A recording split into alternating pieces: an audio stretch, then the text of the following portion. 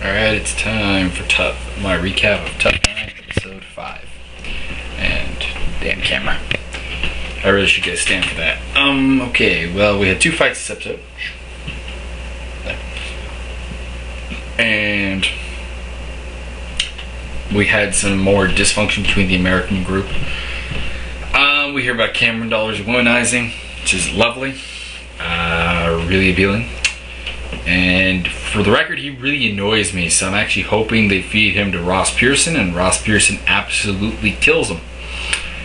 That's what I'm hoping for.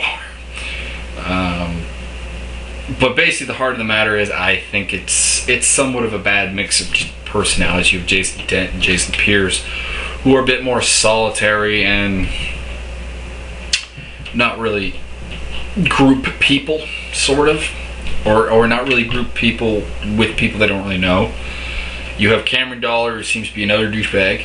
You have Frank Lester, who seems to be slightly less of a douchebag, but still a douchebag. You have DeMarcus Johnson, who's kind of a douchebag, but at least he's like silly, and you don't end up hating him quite as much. And then you have kind of Mark Miller, who apparently doesn't get along with people. That being said, doesn't really seem to be terribly active. Santino DeFranco and Richie Winston seem to kind of get along with everyone. The UK team gets along a lot better. I think that has to do with being in a foreign country. And I think a lot of the personalities on the UK team are a lot closer together. I think there's no one who just can't get along with another person, whereas I think Jason Dent and Cameron Dollar could never get along. I think Jason Pierce and Cameron Dollar would also never get along, that sort of thing. And we also learned that both Jason Dent and Jason Pierce enjoy the company of the UK guys. It's just not surprising. They don't really fit in. So they should probably make more of an effort. That being said, it's going to be very hard to get along with people you just wouldn't associate with in reality. Like even if they were your gym mates, you could tolerate them at the gym, go home, nothing after that. Here you can't do that, and that's basically the source of the problem in a nutshell. First fight we get is Santino DeFranco versus Andre Wimer, or Winner, pardon me. Andre, I thought, probably shouldn't be picked to fight this early, because I think there's a lot he can learn. I think that he's a very raw, very athletic, very fast, very strong lightweight prospect who can learn more of a technical game. And you kind of see it. I mean, his striking is good, but it's because of his speed, not particularly great technique. But this was an easily winnable fight. I said it from the very beginning. Santino DeFranco was the lame duck. He's one of those fighters, and I think Cameron Dollar is kind of another one that they would have been better off had they lost their fights. And I think Mark Miller too. Although Mark Miller I thought was a guy who was a good welterweight. I thought just Kevin Knaption would have been a better fit. Although I thought both should have made the team and probably just shouldn't have had to fight each other. In a nutshell. But basically, Santino DeFranco versus any of the British lightweights. I was taking a British lightweight. They are all, I think, better strikers, except maybe Jeff Lawson. I think they're all better on the ground. I think they are better wrestlers, which is kind of sad. I think Santino just, I'm not sure what he's supposed to be good at. I think he's more of a striker, because his striking is the only thing I don't find horribly lacking. But everything else I find lacking. Anyways, as for the fight, they exchange on the feet for a bit. Santino's doing okay. I would say Andre's getting the edge. Santino pulls guard after shooting and not making it. He had been stuffed a few times before that, 2-3 times, something like that.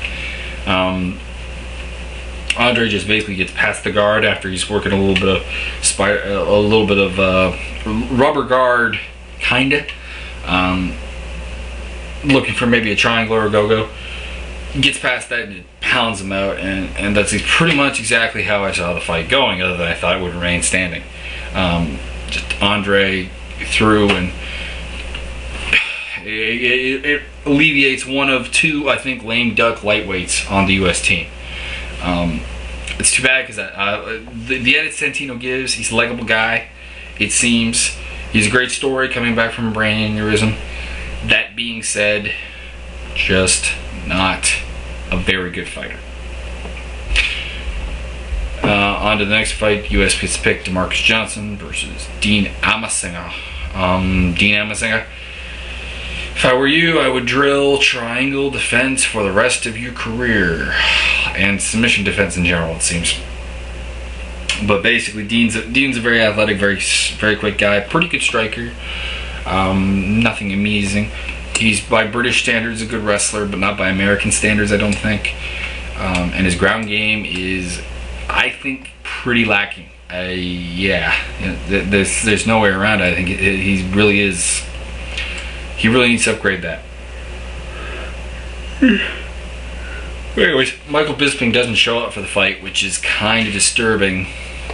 Now, as for this pick, I think they should have picked DeMarcus Johnson to fight someone else, just because